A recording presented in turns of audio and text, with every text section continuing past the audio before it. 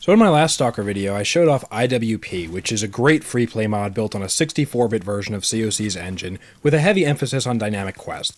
So in the comments section of that video, link in the description if you want to check it out after this one, someone suggested another mod called Global War, which I had never heard of, but I decided to check it out, and that's what we're going to be talking about today.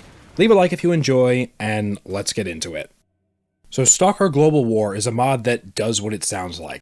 Plunges the entirety of the zone into a massive conflict and essentially turns the game into a crossbreed of Star Wars Battlefront and the classic Stalker gameplay we know and love. Global War will have you roaming the exclusion zone, capturing command posts, recruiting followers to help you wipe out the enemy, and hiring traders to bolster your men's arsenals. It takes the normally existing A-Life system to the next level.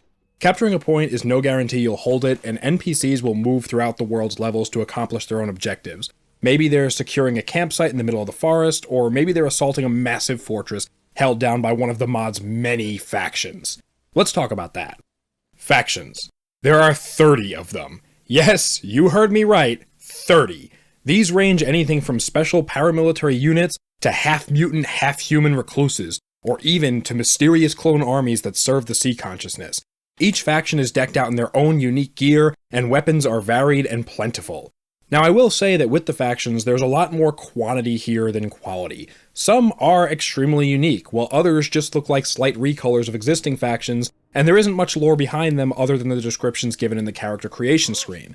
Don't let this dissuade you though, because it's still awesome to stumble onto a new area and fight a massive 4-way firefight between rivaling groups. You see, Global War doesn't just let the A-Life do whatever it wants, it also spawns in more of it than other mods. A lot more. It's not uncommon to have bodies piled high after a firefight, entire corridors lined with both friends and foes. If you go to take a nap or skip today, you'll often find yourself waking up to your entire camp being under assault and you must act quickly. If you can manage to repel your invaders, you open up an opportunity for a swift counterattack and a boatload of loot. But if you fail, you'll lose that base and the front line will be pushed back, or you'll be sent to the loading screen. Now let's talk about where in my opinion this mod really shines. It's a free play mod, and of course you have the typical COC-based Radiant quests you always have, but what makes them fun to play through is not only the massive amount of combat you get to engage in, but the locations you get to do that in. Stalker Global War has an absurd amount of new maps. Maps from other mods like OP2, Lost Alpha, and then some are all here, and even better, they're all significantly revamped and spruced up. Even the vanilla maps got the extra level of detail. No longer is the garbage an open field of hills and the occasional mound of rubble. It's now a varied terrain with buildings, abandoned factories, loads of trees, forests, and then some. You have the Lost Alpha version of Dead City, which for those of you not familiar is vastly larger and superior to its regular COC or Anomaly counterpart. The same is true with the Dark Valley. It's nearly twice its original size, with loads of extra buildings and compounds to boot. The best thing about these new and revamped areas is that despite their size, due to the abundance of new details and the advancements of the AI's capabilities, the game almost never feels like a walking simulator, which a lot of Stalker mods are prone to. There is always something to do, whether it's looting a stash, fighting off an invading force, intercepting an enemy patrol, trading with and improving relations with neutrals, or just beefing up your local strongpoint. Playing this mod, I rarely, if ever, found myself bored. These maps are genuinely gorgeous, and the extra detail and defensible positions in the form of the new buildings, and just certain areas, even on the existing levels, there are like basement areas, or little forests, or walls that used to kind of confine the player are now just not there, and they've added something else in its place, and it's a fantastic breath of fresh air. In a world of these repetitive, super hardcore mods, seeing all this brand new content, it was just beyond refreshing. Now, as far as difficulty and progression goes, Global War is, much like IWP, somewhere between Anomaly and its offshoots and vanilla. It's certainly no hardcore milsim mod, but it's also no pushover. You'll find yourself dying a lot, especially when you get outnumbered or outflanked. Tactics like flanking, stealth, preparation, or even sometimes just mass brute force are key here, and you'll have to use all of those dynamically depending on the situation. Progression is fairly easy, at least in terms of getting basic gear. Like I said before, this isn't Anomaly. There really isn't much of a hobo phase at all. You can get yourself a decent AK and enough ammo within the first hour or so of playing, much like the original games. What does come later is actually good armor, specialty weapons, attachments, and the like. In a lot of cases, I found it's just as easy to get basic gear as it is to lose it. You may well loot 250 AK rounds after a big battle, only to use up the majority of it in the next campaign to take more land. It's actually quite well balanced, I think, and I never felt too overpowered or too weak. Like I said, tactics and planning as well as adaptability are key. Strategizing where you're going to attack next based on what command posts you already have is vital. It's almost sort of like a grand strategy game, except instead of controlling an entire army, you are one of the foot soldiers on the ground. But the strategy that you plan by directing NPCs where to go and where to follow you will ultimately have a big impact on the difficulty and whether or not you win. The mod literally has hundreds of hours of content in it for those who want it. Now the caveat. All this new content isn't without its flaws, as due to the massive amount of NPCs, the mod can at times have issues. For starters, the game engine tries to clear away bodies to prevent crashes, and due to how massive some of the battles are, this leads to pretty often corpses despawning before you get a chance to loot them. This isn't that big of a deal, however. Due to the aforementioned generous loot, you won't really need to search every single body to have a decent amount of gear. Another thing is that for some reason by default, mutants are turned off in this mod. There's an easy way to enable them in the settings, but even when you do that, I guess because the A-life is largely taken up by all the NPC factions, mutants are kind of rare.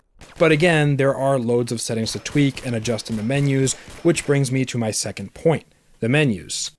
So Global War is actually an Eastern mod that is pretty early in its development, which not only brings bugs, but also a really, really rough machine translation into English. It's easy enough to understand for the most part, but there are some really strangely and sometimes comically worded things, like, for example, when you go to take off a silencer off of a gun, it just says muffler, or if you want to unload a gun, it says discharge, or my favorite, if you have an item like an artifact or a medicine that increases stamina regeneration, the translation calls it Rise of the Forces for some reason. Like I said, it's pretty easy to figure out, especially if you've played vanilla or any other mods, but if this is for some reason your first foray into Stalker, well, maybe go play the vanilla games first. Our next issue is that the mod has some stuttering. Actually, quite a bit of it at times. Sometimes the mod will straight up freeze for several seconds, especially when sleeping, just loading in, or entering a new level. This is because the game basically needs to calculate what all the A-life is doing, where it is, and spawn somewhere it's not. At the end of the day, this could probably be solved by the mod maybe hopefully one day getting an engine upgrade like what we saw with IWP or Anomaly, but right now the stutter can be quite bad at times, especially on larger levels that have a larger NPC population. That being said, however, once the stutter goes away, the mod actually has really good performance and is shockingly stable. I did have a decent amount of crashes at first, but I found this was mainly because I kept alt-tabbing, and like many older games, Global War really doesn't like to be alt-tabbed out of, but if you keep the game window open during most of your playthrough, it really crashes very rarely. Sometimes tweaking the settings menu can make it have a temper tantrum, but other than that, Global War has a surprising amount of stability. The only other issue I ran into is, on occasion, NPCs will spawn really close to you in big groups, so better have a good draw time for your rifle as well as a few grenades packed. This doesn't happen all the time, but it can especially happen when approaching an enemy-controlled command point. Kind of like in Star Wars Battlefront when a bunch of them just spawn in at once, so in a way, for the theme of the mod, it almost makes sense. There was also a problem I had where for some reason on a particular level or two, NPCs just stopped spawning. Like, they didn't appear at all. They would be on the map, like on the little mini-map they would appear, but they weren't actually there. But this can be fixed by just rebooting the game and loading your last save. I'm not sure what causes it, but like I said, the mod is in very early development, so considering what we have, it's not that big of a deal, and overall the mod is awesome. At the end of the day, while Global War certainly isn't perfect, I can absolutely recommend it, and in fact, I would say that every Stalker fan should at least try this one out. I believe it's standalone, and it has a very nice repack where you basically just download it and play. It works right out of the box, not a single add-on or complicated install required, it's just open and play more or less. I'm going to do a really quick install guide in a minute because on my last video, quite a few of you asked for it, so let's do that right now. Okay, so the first thing you're going to want to do is go to the link in the description below and click on Files, where you will find Global War English Translation Repack. Download that, wait for it to finish downloading, where it will be in your Downloads folder. Once you've downloaded the files, go into your Downloads folder, right-click on it, use a program like WinRAR or 7-Zip, both are free, I will link in the description below.